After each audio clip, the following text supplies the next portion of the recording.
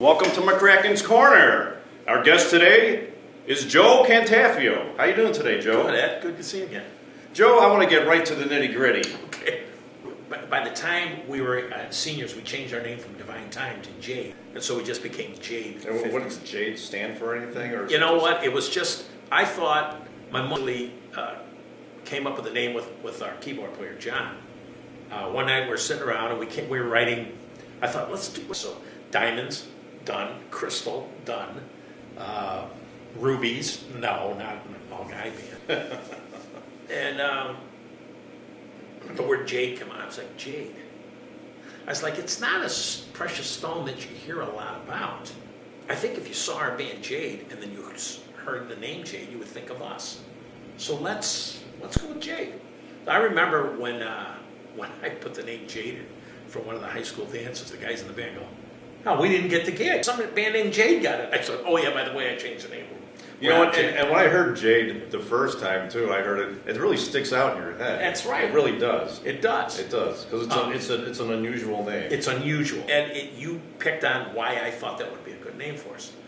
So then we became Jade 50s. Later on, we would tour the nation in all 50s with an Elvis set. Okay. I did Elvis, and we did a very irreverently funny first oldies show. The first set was all 50s. With Book of Love, all choreographed at the hop. We'd hop around the stage. I mean, it was funny. It was hilarious.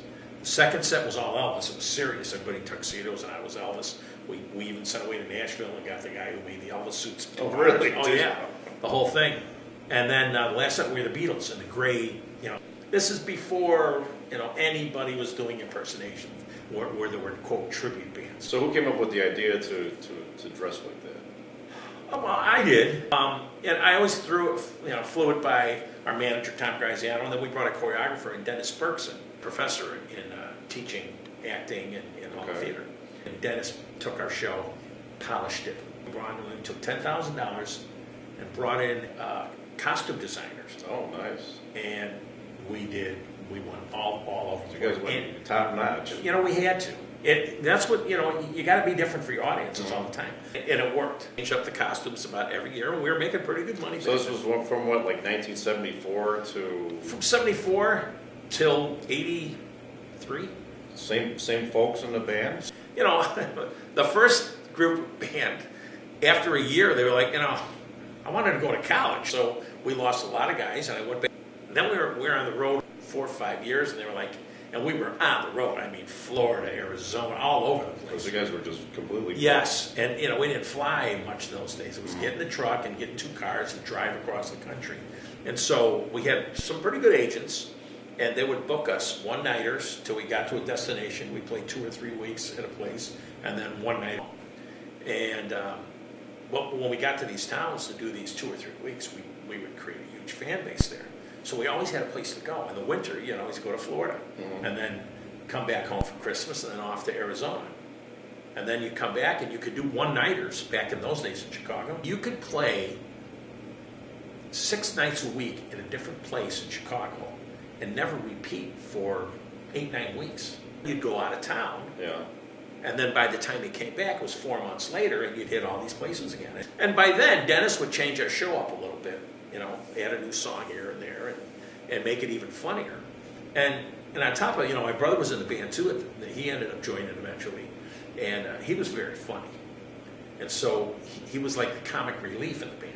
So he played the meanest, toughest greaser.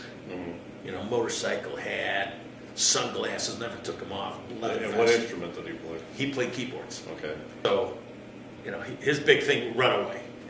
But he was funny, and he also was the bass vocalist. Now, he wasn't a natural bass vocalist. We forced him, no, you got to sing, blue, all that kind of stuff. So he did it well. He's 3 years younger than me. And that version of the band, then, we get a call from Dick Clark to ask us to play at the first Chicago. Was this in the mid-'80s now? This is the late 70s. Oh, late 70s, okay. Yeah, to play the very first Chicago Fest, 77. We're like, Dick Clark. Get down there, and it's us, and Chuck Berry, and Freddie Cannon, and the Coasters, and the Shirelles, the original 4 Shirelles. Bo Diddley.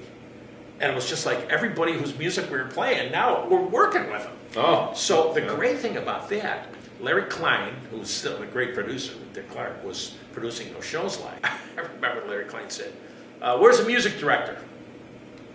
So I had my guitar and I was looking for the music.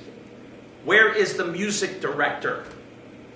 The whole band, we're all looking around. He goes, who's the leader of the band? Oh, I am. You're the music director. The music director of Dick Clark's Rock and Roll Show. So I put that in my resume now. I was the music director of Dick Clark's Rock because they said so. The thing that made us cooler to be on that tour is we were young kids, we were hungry, and we already knew the music. So they didn't need to give us sheet music. They would send us the set list, and we'd learn it off the records. We'd have it memorized by the time we did the tour. So we'd sit there swinging guitars doing choreography. Dick Clark loved that. Did your band mostly open up then for, or where were you positioned in the Yeah, roster? so we would open the show, Okay. and then we would take 5 steps back, and then Larry Klein would say, and now, ladies and gentlemen, would you please welcome America's oldest teenager, Dick Clark. And we, and he would walk out, and the crowd would burst into screams and cheers. Fun, yeah. Oh, it was so much fun. And he would tell his jokes, and he would set the stage. Dick Clark was the consummate professional, greatest guy in the world. And so he would set up the microphones for whatever act was coming out.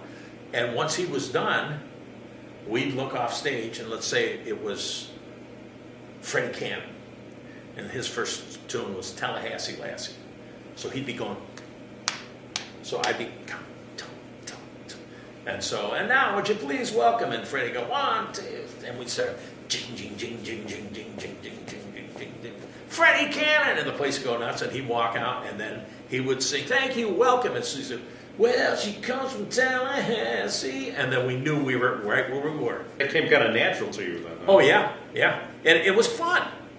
You'd watch the audience react, and now it kind of like we're watching the show.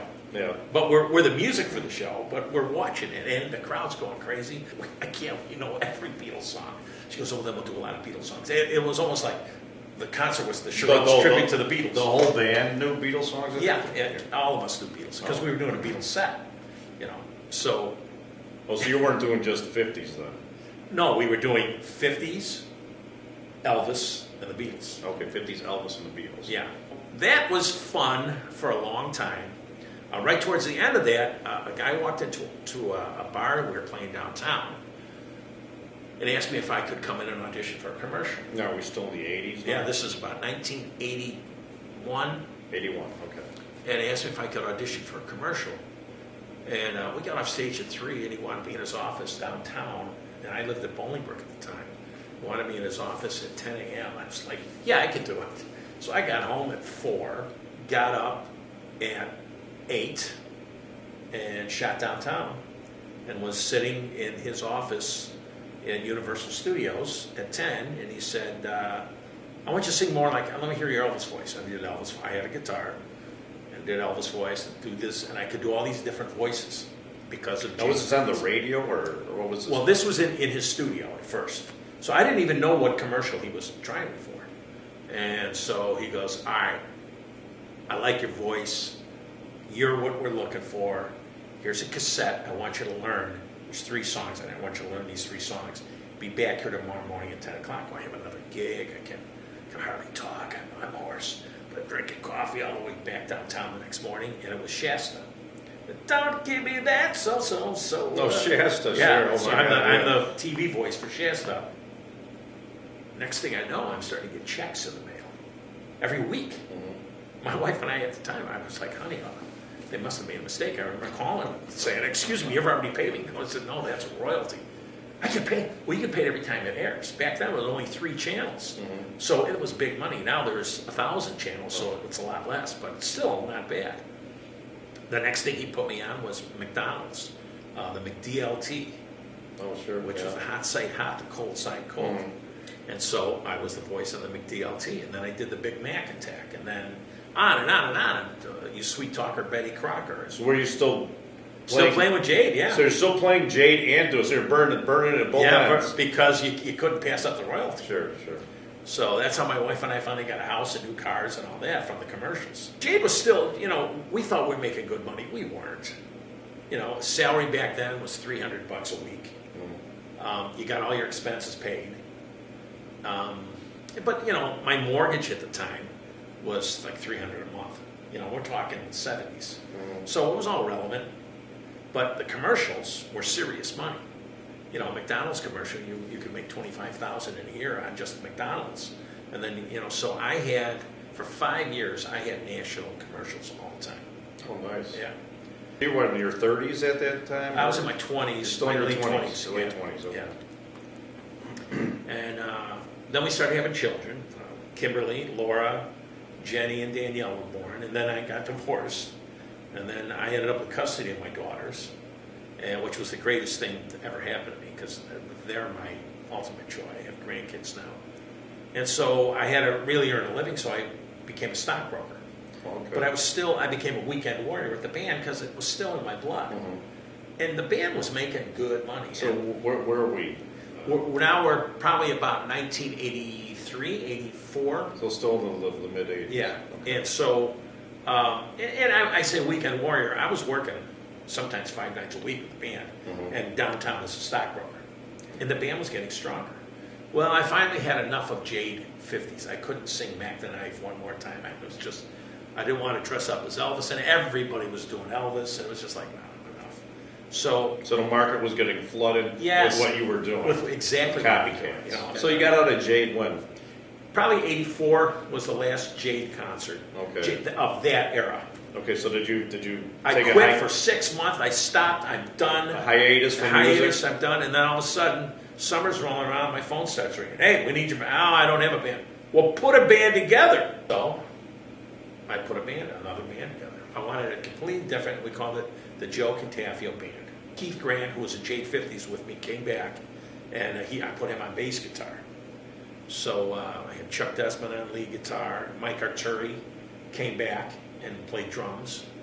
And what kind of music were you going to play? We were going to play just cover tunes. And the band got too big to be called the Joe Cantafio Band. Then John Brandt joined us, and Tommy Giallo. How many members did you have at that time? 13. Wow. Yeah. Wow, that's a big And deal. Kathy Shea. And so we changed the name of the band to the Giant Killers. You may see that again sometime in the future. Hint, hint. Yes. That band that was a super, super group. When did you start the band up? The Giant Killers? Yeah. 6 months after I broke up Jade. Oh, so like 85? 85, 80. Well, no, the Giant Killers the Joe Cantafio Band was for 2 years. The Giant Killers probably came in about 87. About 87, okay. Yeah. We played summer festivals. We probably paid. How many vocalists were in that band? I was the lead singer. Kathy Shea sang lead on another song, but 2, 3, 4, 5 other people sang background. And then did you play instruments and sing in that band as well? Yeah, I played guitar and sang. I would put the guitar down for about a third of the show, and be the lead singer up in front. Okay. But then I would play guitar and other stuff. Okay. Did you play drums or keyboards? No, you know what? No. Drums. But you're pretty much just guitar and vocalist. Guitar vocalist. Yeah. Okay. So was it acoustic and electric? It eventually became that because then we got to the point where I didn't want to do breaks. I wanted to play the show straight through. So sometimes I play 3 hours through. Oh my God. Well, then the guys in the band would call it, instead of Joe Cantafio, they call me Joe Catheter. That's right. So you need a they needed foul. a break to go to the restroom. Sure. So I would say, all right. So I put 3 or 4 acoustic songs in the middle of the set so everybody could go to the restroom. But you never got off, huh? No, I didn't want to. For 3 hours? Right. Wow. Oh, it gets... That's dedication, baby. Giant Killers was a fantastic band. After 4 years of that, everybody's like, all right, I want to make a little more money, Joe. Well, I couldn't charge $10,000 for us. Yeah, but you got 13 people. So a lot of it's mouths like, to feed, okay, yeah. we're done with that band. Yeah. So that band ended.